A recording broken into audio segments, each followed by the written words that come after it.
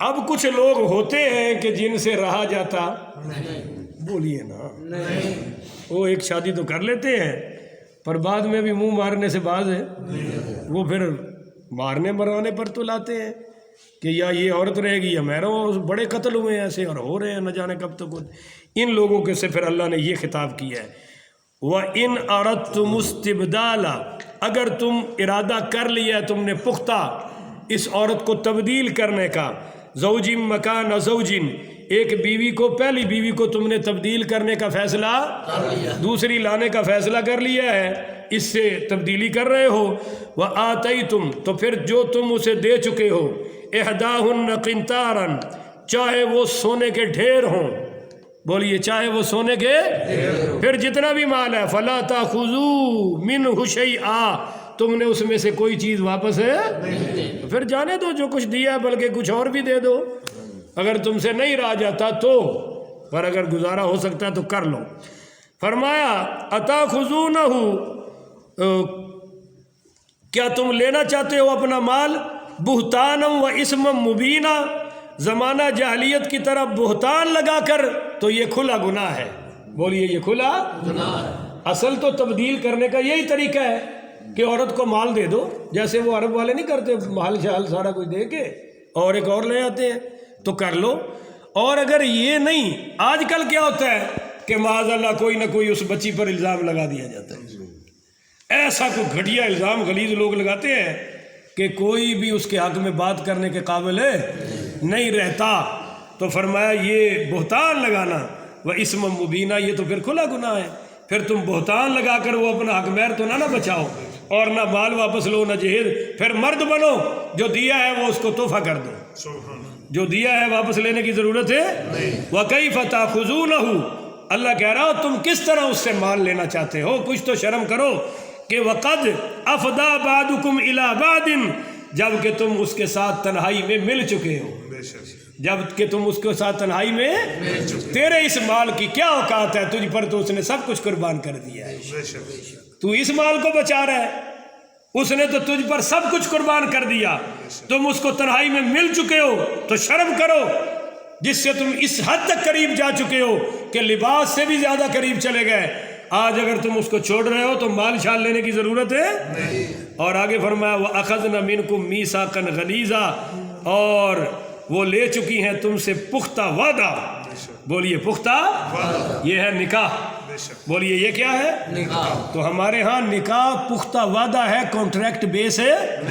متع ہوتا ہے کانٹریکٹ بیس ہے، کہ ایک آوارہ قسم کا لڑکا، آوارہ قسم کی بد چلن لڑکی، یہ کانٹریکٹ بیس پر جمع ہوتے ہیں کہ میں تجھے اتنے پیسے دوں گا اور اتنے وقت تک تو میرے ساتھ رہے گی، یہ اس کو انہوں نے نکاح دشمنان صحابہ نے اس کا نام نکاح متع رکھا ہے۔ واقعی جو صحابہ پر بھونکتے ہیں ان کو ایسے ہی نکاح نصیب ہونے چاہیے، وہ اسی کے حقدار ہیں، اور جو اس قسم کی پیدائش ہو ان کے حق میں صحابہ کی عزت ہے، اتنی بڑی دولت ان غلیظوں کو مل سکتی جو کانٹریکٹ بیس پہ پیدا ہو رہے ہیں، اور وہ کہتے ہیں کہ اس طرح اگر کوئی 4 مرتبہ لڑکی لڑکا متع کر لے تو درجہ معاذ اللہ محمد رسول اللہ کے برابر ہے، معاذ اللہ استغفر اللہ، اور یہ خالص زنا ہے، اگرچہ عرب میں پہلے تھا، بولیے عرب میں پہلے تھا، اور یہ دوسرا جھوٹ یہ بولا کہ جی اس کو تو حضرت عمر نے حرام کیا ہے۔ تو آپ یہ مسئلہ یاد رکھیں، غزوہ خیبر کے بعد مولا علی رضی اللہ تعالیٰ عنہ کو حضور نے فرمایا علی اعلان کر دے کہ گدھا بھی حرام ہے اور متع بھی، ذرا بولو نا یار، گدھا بھی حرام ہے اور متع بھی حرام ہے، تو یہ تو مولا علی نے اعلان کیا ہے، آپ جہاں کہیں میں دکھانے کو تیار ہوں، اس کے تو بانی مولا علی ہیں۔ اب سنیے حضرت عمر کا کیا قصور ہے ان کے ہاں معاذ اللہ۔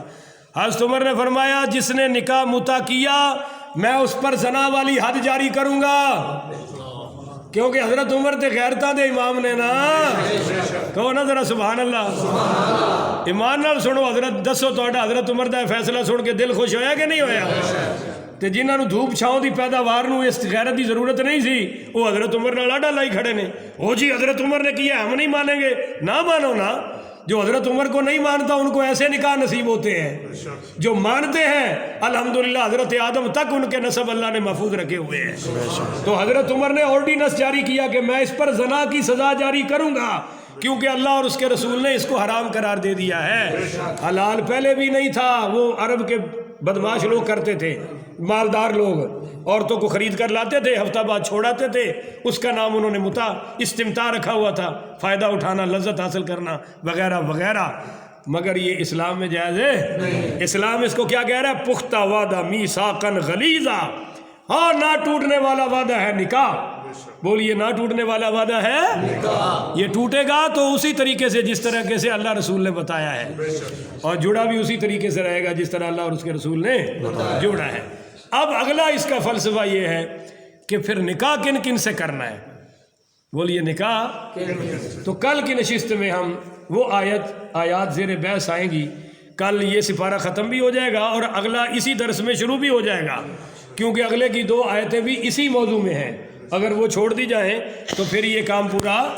درس ادھورا رہ جائے گا، ترجمہ ہی پورا نہیں ہوگا۔ تو 2 آیتیں اگلے سپارے کی کل ہوں گی انشاءاللہ، 5ویں کی کہہ دو نا انشاءاللہ،